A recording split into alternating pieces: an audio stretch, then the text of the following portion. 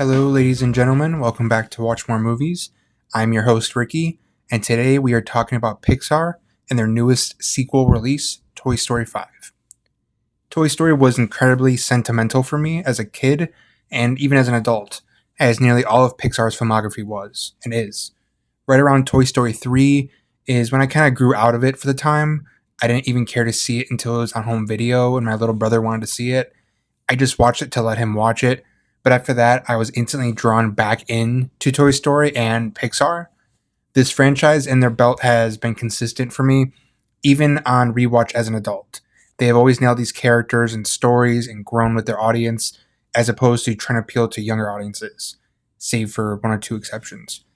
When Pixar is at its best, it reaches both adults and children on a comedic and on an emotional level. I'll probably repeat myself when I get to the Toy Story films specifically, but even with waits in between the sequels, when they do those, they find a needle in a haystack of emotion that reaches kids who are expecting them for the first time, or adults like me who are at different emotional stages in their life being spoken to through these characters that feel like our own friends or toys. I'm not going to talk about Toy Story 5 immediately. I'm going to do the entire Pixar ranking and then talk about each one individually. I am going to go in ascending order, so it will go from the 31st film all the way up until number 1 for me. I don't like to talk too negatively as much as I possibly can about films.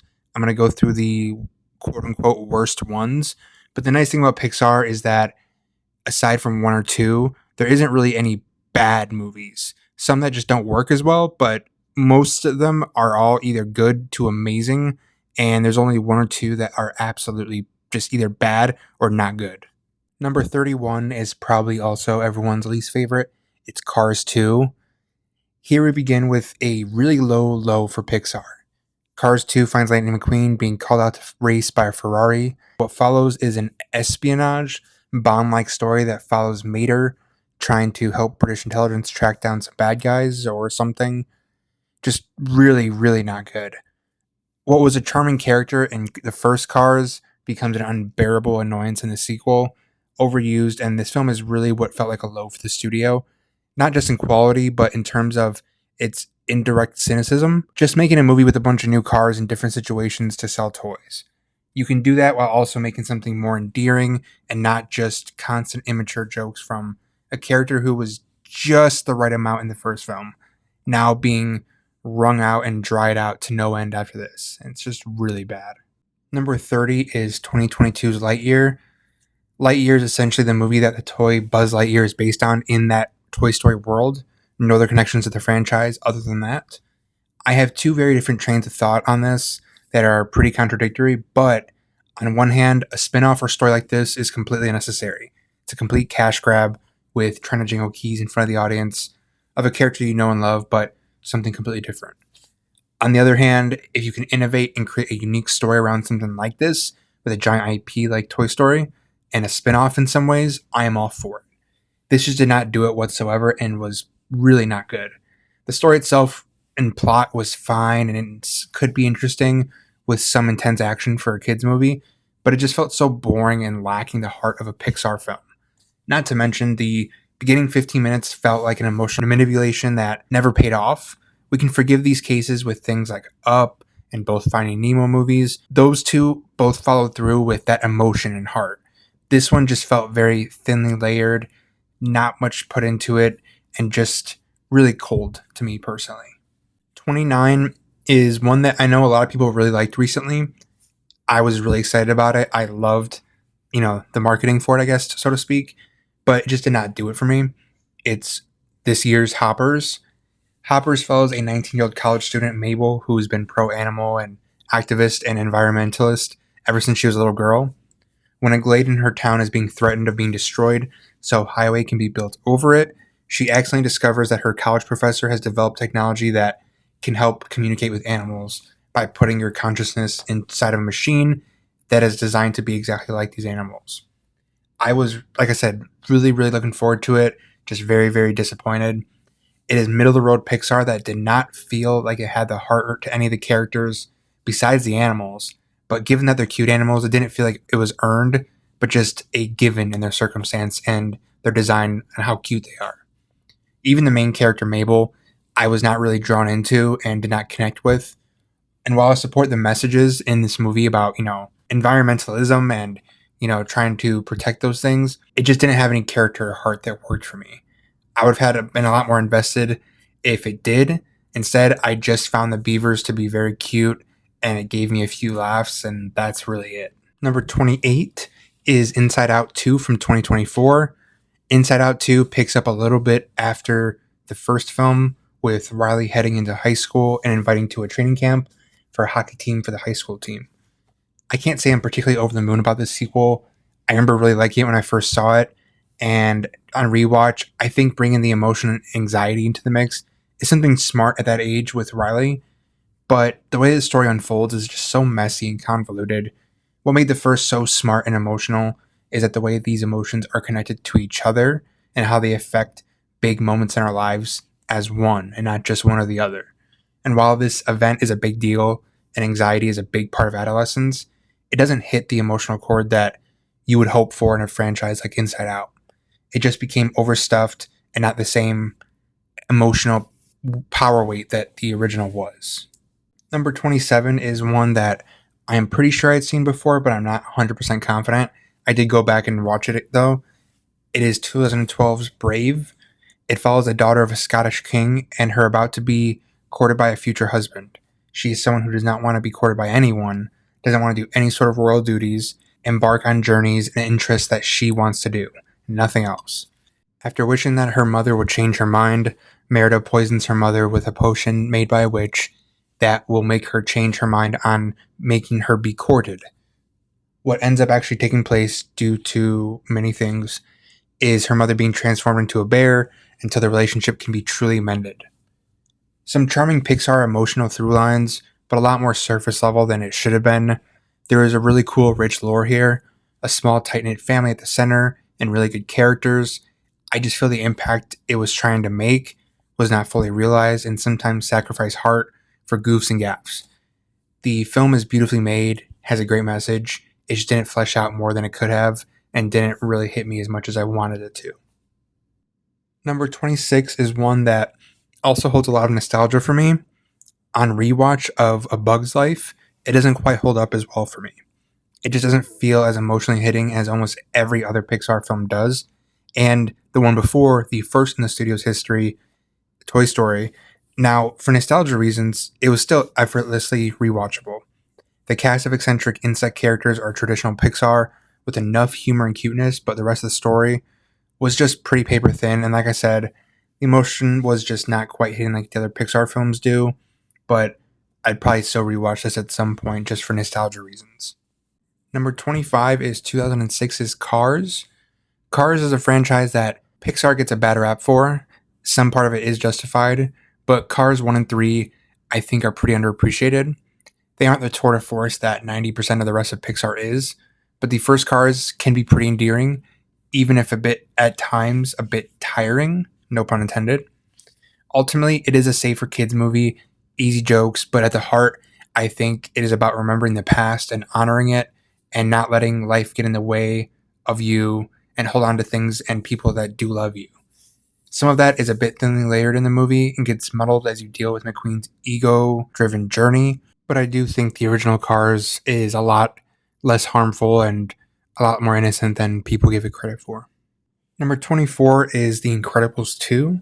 It picks up right after the original, seconds later, but now supers have been outlawed, still with all the destruction, despite them saving the city. An outside company is recruiting Elastigirl to show the world that supers still matter and can help make a difference. This kind of holds similar sentiments as Monsters University, Cars 3, Inside Out 2, Finding Dory. It's a solid, decent enough sequel with a good message, but kind of becomes a clone or retread of its original without that originally impacting emotional beats to it. There isn't anything new or exciting that was fully fleshed out and borderline surface level. The characters are all 100% spot on and perfected, at least with our main cast. The new characters introduced just feel very one note, but the Incredibles family is also fun to be with and see them grow, and I just love spending time with that core family. It's a solid sequel, but feels like a product of all superhero sequels today, as opposed to when it was the original came out and it was something innovative. Number 23 is Cars 3 from 2017. What I find most surprising about Cars 3 is just how mature it is for a Cars movie. It is a total 180 from the sequel, Cars 2. Now, it is not any of the top tier Pixar, but does a much better job and makes an effort for this franchise to end the trilogy on a high note. Mater has taken a much bigger backseat here, and when he is on screen, he's toned down dramatically and comedically. The arc of McQueen was really special to finally see his ego walk out of the door and pass the torch to a younger Car who is more focused and morally guided person than he was at the beginning of his own career. I think some of the deeper themes are a bit thinly layered, but still makes it for a solid entry nonetheless and a decent high note to end on. Number 22 is 2016's Finding Dory. It's an immediate follow-up to Finding Nemo. When Dory begins to remember her past and how she became lost in the first place, she embarks on her own journey to find her parents and reunite. I think the emotional beats of Finding Dory really do hit, but some of the humor and lighthearted moments really don't work. Not to mention the ending is just so long for a movie like this, but the whales that they exhibit in the film, absolutely hilarious and perfect side characters for a Pixar movie. I think that when you have too much of a side character or the lead focus of a sequel around them, it tends to hamper down the image and be too much. Not to the horrendous extent of Mater and Cars 2, but still a lot of Dory can really just become a bit much and tiring at a certain point.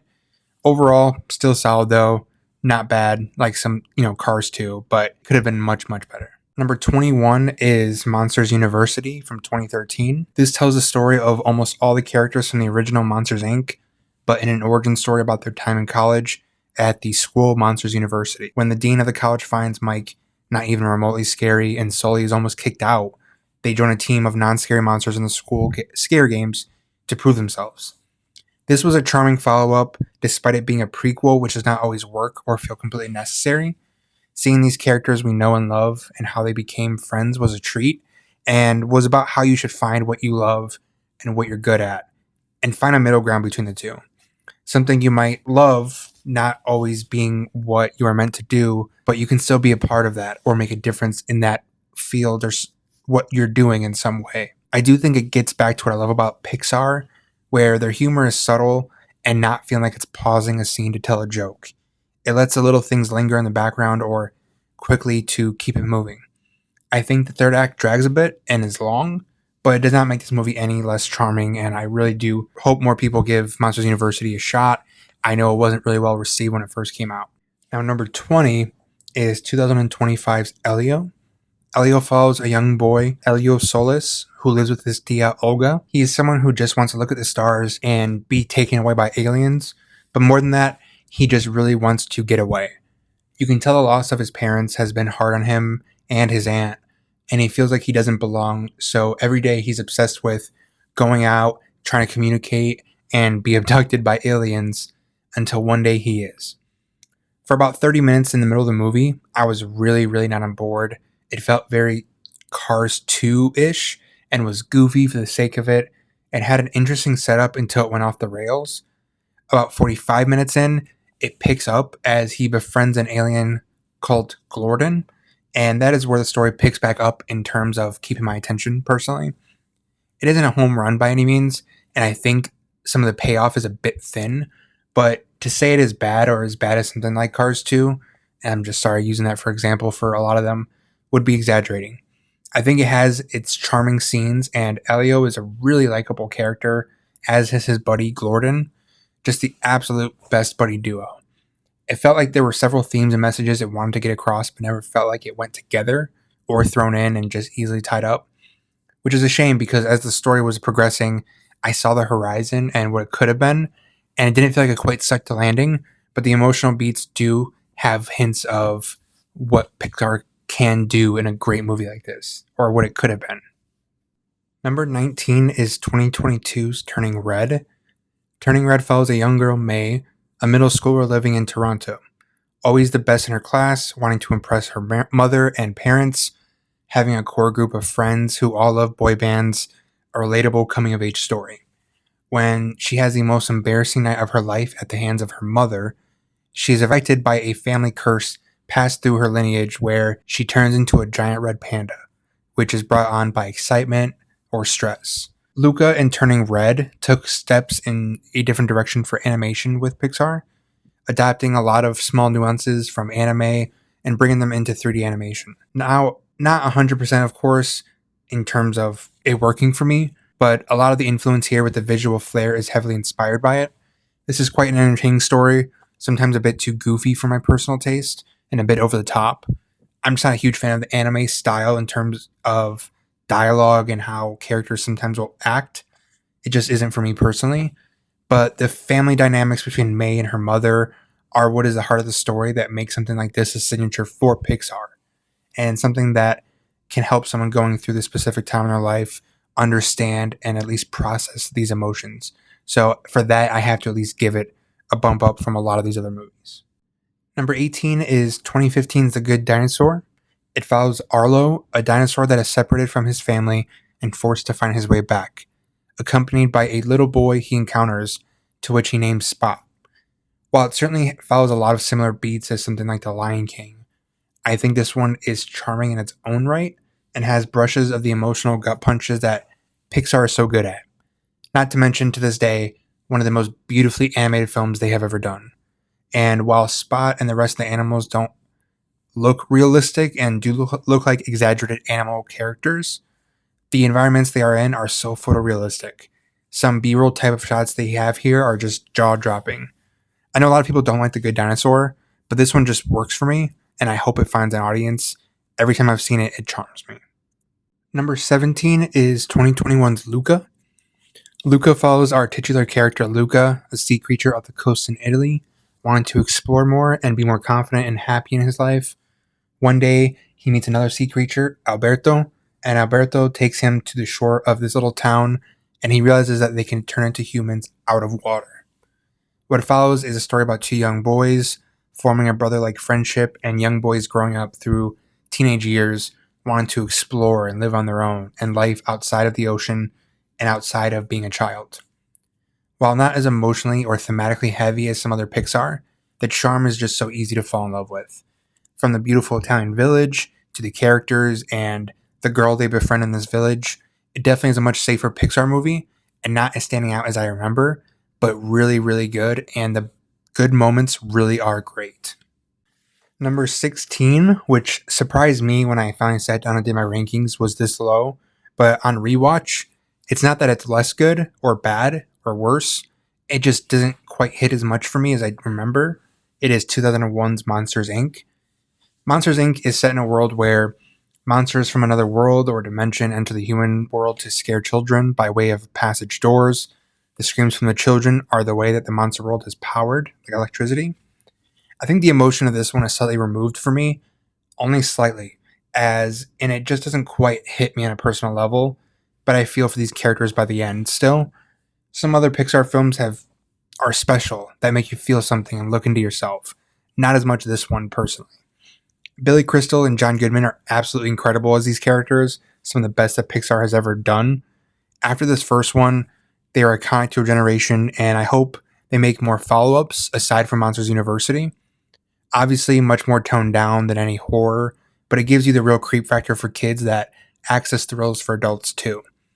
I know there's a TV show that's a follow-up. I have not seen it, but Monsters, Inc. is still very sentimental for me, and I do still very, very much love it. Alright, we're past the halfway point, and what a better way to get to that halfway point than to talk about the main movie at the center of the episode, Toy Story 5, which is number 15 for me.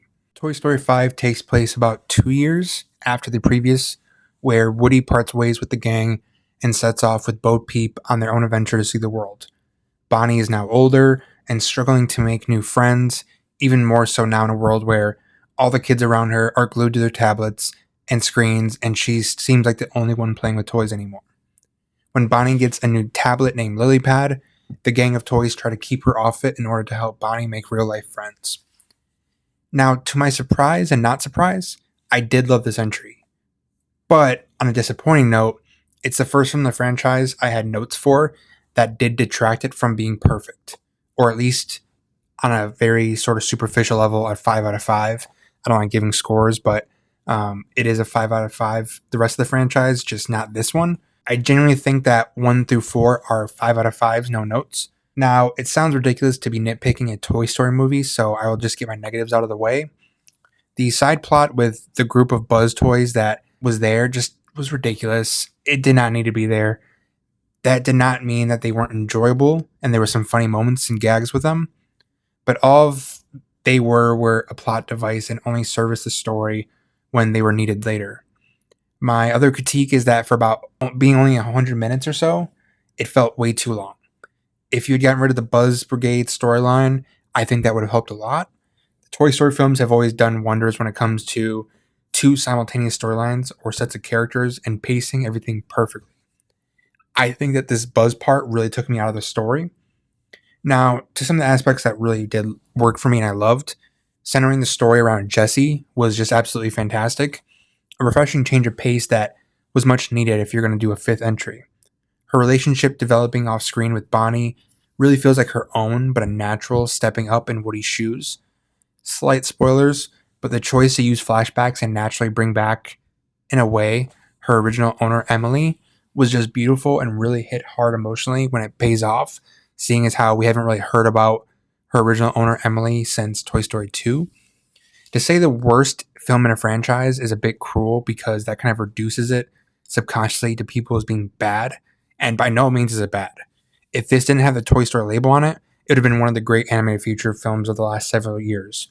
It just did not personally live up to my expectations of this franchise, but this is still an absolutely stunning achievement and terrific.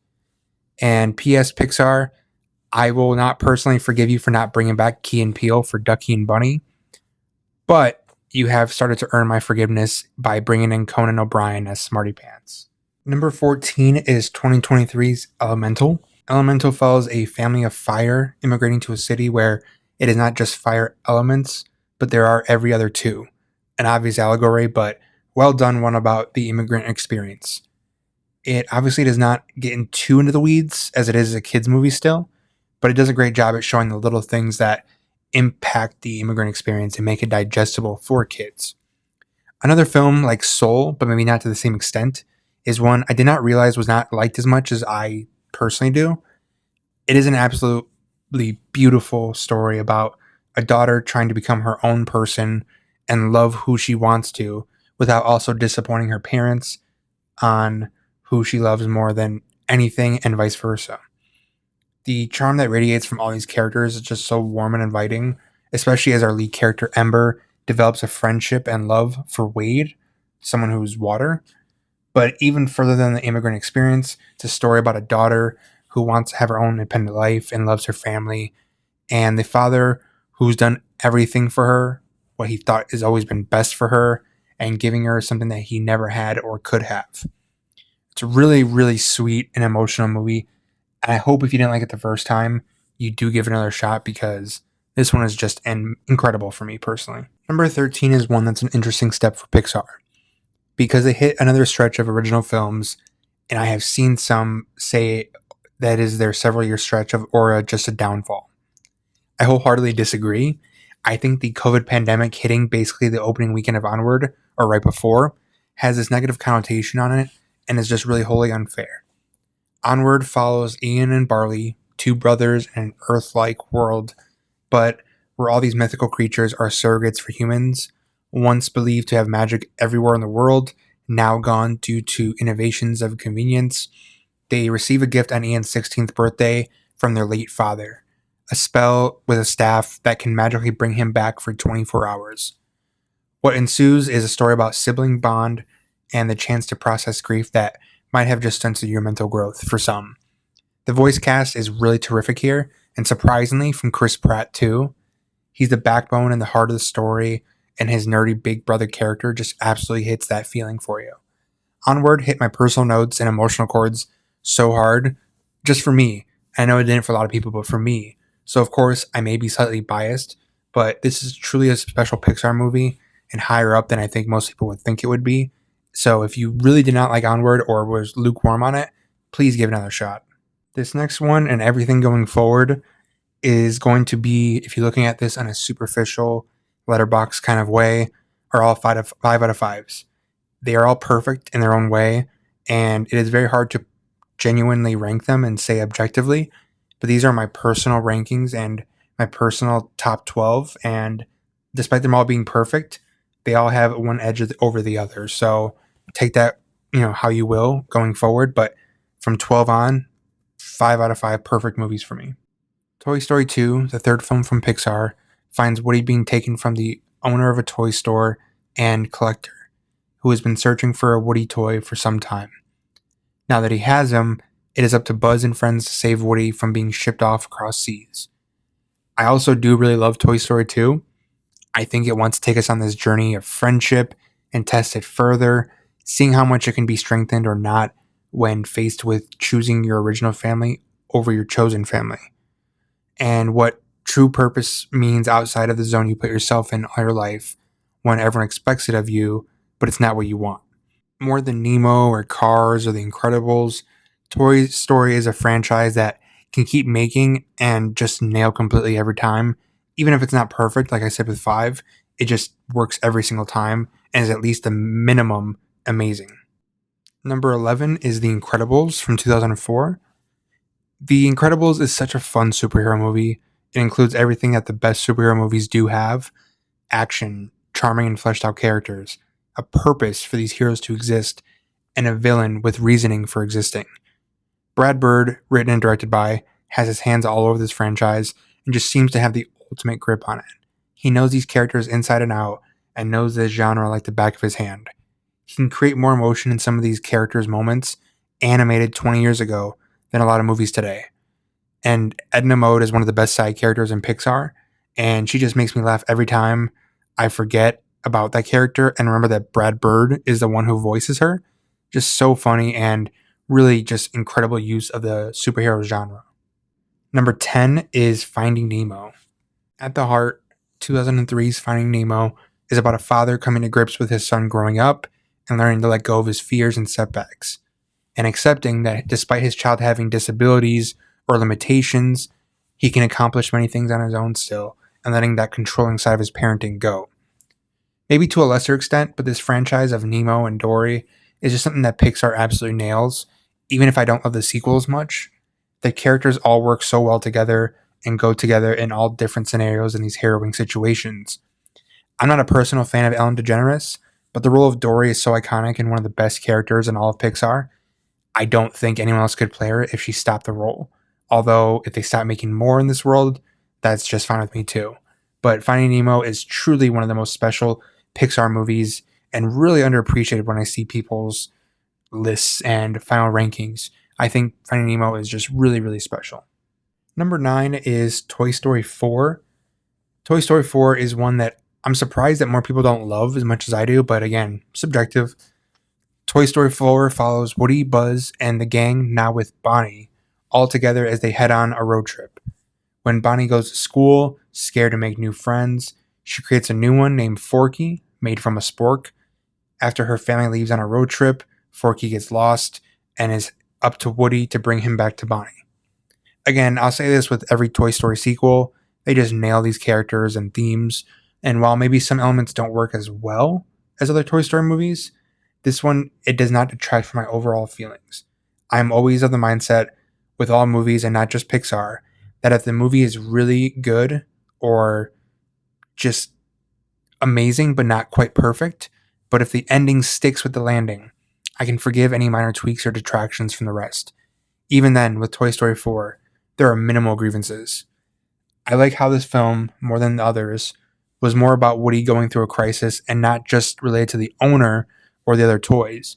He's struggling with the desire to be needed and what that means for his own happiness by putting others first.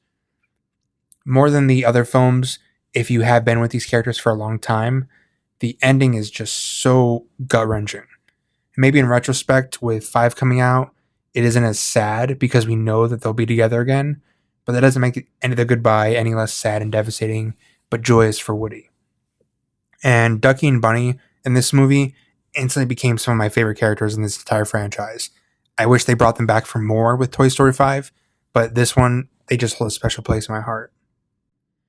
Number 8 is also another Toy Story movie. It is the original Toy Story. This was an introduction into animation, film, and Pixar for a lot of people my age. It was, at least as far as I can remember, my introduction to 3D animation. Specifically this franchise, this film just has no duds. Nearly all are perfect, and that is of course my bias because these characters and stories mean so much to me. If you want to nitpick, I think it slows down a bit around the middle, but the Pizza Planet sequence is so fun, so I can't even count that as a negative. What I think it wants to show and teach kids, at least allegorically, is how to deal with new people coming into your life, even specifically siblings, and how that can affect your selfishness, that those new ones are not going to go away, but can be wonderful for the long run and for yourself. Number 7 is 2007's Ratatouille. Ratatouille is one of the few that I feel is underappreciated, as far as at least how I feel about it in terms of Pixar's filmography. Of course, I know a lot of people love it, but I don't feel like a lot of people really just appreciate just how amazing this is. We follow a rat named Remy on the streets of Paris where he wants nothing more than to become a chef. When he witnesses a busboy at the restaurant of his deceased idol chef, he gets involved with the busboy Linguini and is in the chef's hat, pulling all the strings as they ascend in terms of cooking. First off, Patton Oswalt is just the perfect choice for this character. Something about his voice just feels perfect to describe food and ingredients, and in order to make food movies work, you need actors who can get those feelings across of food being their life and their passion. And really what I think Brad Bird does here well, and in The Incredibles as well, is support the message of being true to yourself. Not letting anyone, no matter who you are or your situation, get in the way of doing what you love for others. It also features one of the better Pixar antagonists, Anton Ego, who is not the frontline villain, but comes in much later with a very satisfying payoff. So again, number 7, Ratatouille. Number 6 is 2009's Up. Now, Up is known for its gut-wrenching opening, but I think ultimately offers way more than that. While our backstory is about grief and living with that, it is about how we process that grief and do the things that we never got the chance to do with those that did pass. Or how we can make things happen and see ourselves and others to make their lives something we could not do or be ourselves. Carl and Russell are an absolutely dynamic duo and just so charming. You immediately fall in love with Russell the second he appears on screen and starts talking to Carl and befriends him. Their surrogate father-son relationship is something that just gets you in your feelings as they open up to each other and what that means for each of them. As far as duos or relationships in Pixar films, theirs is one of the top for me. And while I think it gets a bit silly as they reach their destination, it doesn't take away from me personally enough to bring it down, and their charm. Up is one of the top Pixar films for me, at least in this own ranking, and I really just love it. And of course, that beginning is just probably the saddest stretch of 10 minutes in Pixar history. Now, the top 5. Number 5 is one for me that I feel, again, I say this with every Pixar movie, it feels like, but I truly just really want to express that sentiment. It's a recent one that I don't think it got enough credit for how good it is, and it feels more mature than other Pixar movies, and maybe that's why, but it is 2020's Soul. Now, Soul was the first COVID release after COVID to not have the full theatrical rollout. It is about Joe Gardner, a middle school band teacher whose life is about to change after he gets asked to play piano of a jazz quartet in the heart of New York City, a lifelong dream of his. His life literally turns upside down when, after learning the news, falls into a manhole and dies, and his soul goes into the afterlife. Now, Soul is one of the more mature Pixar films, like I said. When I first saw it, for some reason, it felt muted and kind of like nothing. It just felt very middle of the road. Maybe I wasn't as invested in it due to it being straight to streaming and that kind of stigma around it. But this is one of the most adult and beautiful films they've ever put out. Joe and number 22, a soul he has to mentor for life on Earth, has this connection that just radiates off screen. Even as it's contentious to begin with, but they both find their purpose through each other. There's a great moment between Joe and Dorothea, the headliner of the quartet he wants to join, where she helps put his priorities in check. It's a beautiful and human moment that otherwise doesn't get explored, as is the scene in the barbershop toward the end. The choice to center a Pixar film around a middle-aged man going through essentially a midlife crisis and choosing between life and death is such a bold move for the studio. Not to mention the score is just astounding. After rewatching that, just absolutely floored me. If they can give this much creativity and maturity to all their films going forward, or at least every few, this is what Pixar really can just do that's so special. Number 4 is absolutely stunning, both in story and scope. It is 2008's WALL-E. It was one of the pre-2010 Pixar movies I had never seen for the longest time. I only saw it for the first time during lockdown, but what a stunner. To craft a love story around two robots without animating them too much outside of their functions, but make it so tangible and relatable is so endearing, not to mention how emotional the character arc of WALL-E is. Going from a robot doing mundane work on Earth all day, every day for decades and hundreds of years, only to be struck by the beauty of Eva, another character robot landed from a foreign ship looking for something on Earth. While some of the second half work involving humans doesn't really quite work for a lot of people I know, I can totally understand and respect that. It was just fine for me, and even minor moments I wasn't the biggest fan on didn't detract from the overall experience of this. WALL-E is one of the sweetest films Pixar has ever made, and that's why it's so high up on this ranking at number 4. All right, top 3. Number 3 is 2017's Coco. Coco follows Miguel, an aspiring musician in a family that wants nothing to do with music, as music has been a curse on their whole family. After wanting to enter a competition on Dia de los Muertos, his grandmother smashes his guitar and he runs away. From there, we enter the world of the dead, Afterlife. Coco is generally one of the most emotionally gut-punching films in Pixar's catalog for me. Aside from the sidekick dog that appears on and off screen, Coco doesn't feel the need to involve several talking or cute animals for humor or eye candy. It uses its humans and family dynamics to bring the heart and humor without manipulating your emotions. And I just have to say, too, it makes me so happy to see the Mexican culture like this represented, and Dia de los Muertos represented in a way that honors what the tradition is about, not trying to make this movie, make it diverse, but also not trying to appeal to American audiences and turn it into something tying to Halloween. It's about the culture and what the actual day represents. And aside from the cultural impact and significance of Coco, the best and most emotionally hitting endings that you'll ever see from the studio, this is a world I actually would love to see more of, and I'm really happy to hear they're developing a sequel, which is surprising to hear for me. But truly, this movie just brings so much joy to me, and I really just can't express that enough. Number 2 is 2015's Inside Out. It's about a young girl named Riley just moving from Minnesota to San Francisco, and all of her emotions that come with a life-changing event like this. Having to navigate about such a big life-changing time, who we follow directly are her literal emotions: joy, sadness, fear, disgust, and anger. Pixar hit original concept gold for the first time in 6 years, since Up, and have this world just fleshed out and nailed to a T. Now, once sadness begins to accidentally take over all of Riley's emotions, her and Joy get lost in Riley and try to find their way back to headquarters to make sure that Riley does not do anything irrational as she's feeling all of these things during this big move. The characters here are so perfectly aligned with one another and never feel at odds with each other. They all work for Riley, want what's best for her, but can't always agree on it. Just like how we all feel, these emotions conflicting with each other. I think my favorite character has to be the form of an old imaginary friend that Riley's forgotten about. His big payoff is just what just tears out your guts and insides and just hits you so hard. Just like Riley's journey, it's about growing up and moving moment to moment that we have subconsciously or consciously gone through when we move on from things that were so instrumental and important to us at a certain age. Inside Out is just perfect, and pardon the pun, it hits your emotions inside and out. And that is number 2 for Pixar rankings. All right, number 1. You might have seen this coming or not. It is 2010's Toy Story 3. Toy Story 3 follows Woody, Buzz, Jesse, and the whole gang trying to stay relevant in Andy's life as he's about to go off to college.